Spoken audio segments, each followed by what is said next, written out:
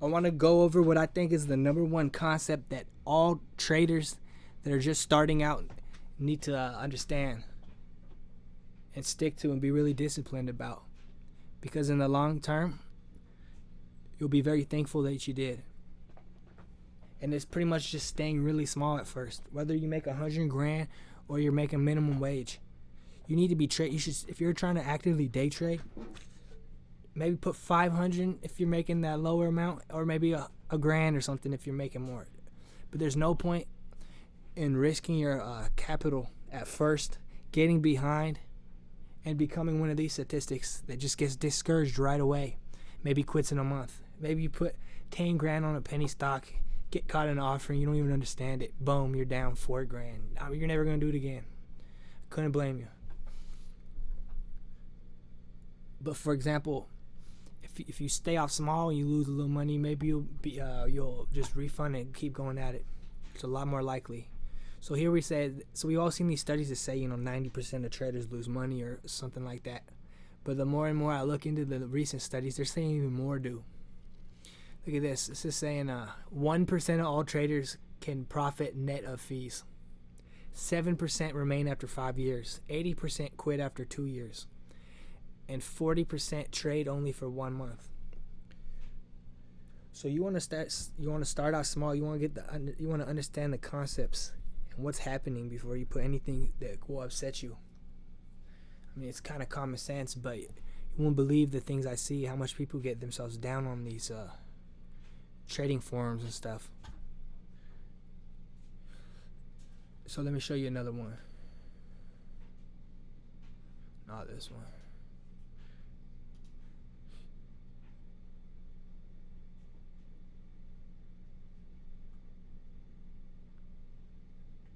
It says only 3% of people in this study made any money that traded over 300 days.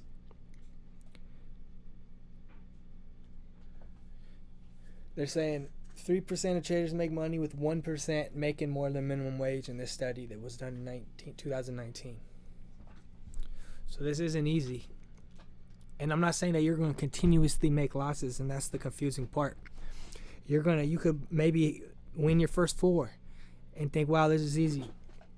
Or you lose 6 out of 10 and you're winning 4 or 3, and so you're kind of encouraged and think you're gonna get better, but you at the long run you're just compounding losses, right? Until you're blowing your account. So you're trying to stay small and you're not trying to risk any money, and you have the ability. Say you'd had that 1,000 and you have a lot more money. You can sit there and slowly blow your account. But you got to figure, if you're blowing that $1,000 account, if it was a 10,000 account, you'll be blowing it at the same speed, percent wise. But you can just refund that 1,000 once it's gone.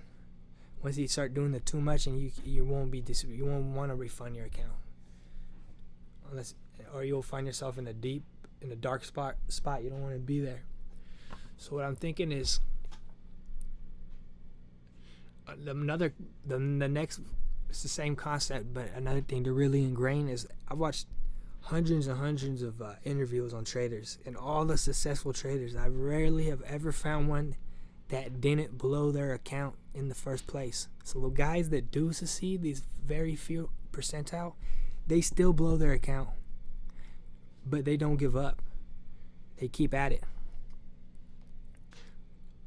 I think I've only seen 1 or 2 people, maybe during that tech bubble, from interviews and stuff, that have went in there and made a lot of money and never blew their account and just kept going. You know what I'm saying? Even like the Tim Gurchanis, all the best people that you see that make crazy little amounts into crazy amounts blew their accounts.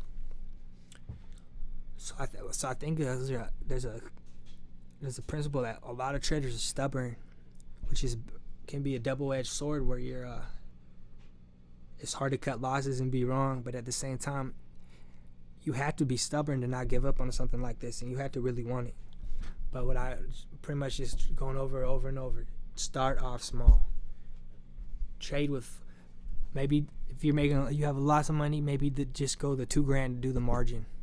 Don't even put more than that, even if you're not going to trade it, because you will find yourself averaging down. You'll do something stupid. It's hard to have discipline off the gate from this. It comes with lots of time, screen time, taking countless losses, questioning yourself, and a lot of pretty much just experience. There's no way around. I doubt anyone ever just starts this, cuts their losses really closely every single time, and never deviates from that from the very get-go. I can't imagine that's just hard. So you want to start out small, and you don't want to dig yourself a deep hole that you have to dig yourself out of until you just get discouraged and quit and become another statistic on this day trading stuff. And also, everyone wants to trade the penny stocks at first, and I can't blame them because you get all the shares. But you got to remember, when you look back at those charts and you see, oh, it's 50 cents and it used to be $5,000 a month ago or a year ago. No one understands that's adjusted to the reverse splits. So that's not the situation at all. So don't sit there holding, thinking this might come back, and you're investing in some great technology or nothing. But that's besides this point of this video. Stay small. And even if you make money, it's hard to do. It's real discipline. Say if you start with 1,000, you do turn it to 3,000. Don't start turning with that with a $3,000 position, because it takes one loss where you become undisciplined, or you don't manage your risk properly. They could set you back a month or 2 months. You know what I'm saying? So the power of compounding your profits is very beautiful, but until you mess up that one time, it could really hurt you. So at a point, maybe if you're compounding, you got to give up and go back down to a smaller size from your account. You can't just be trading with your whole account all the time.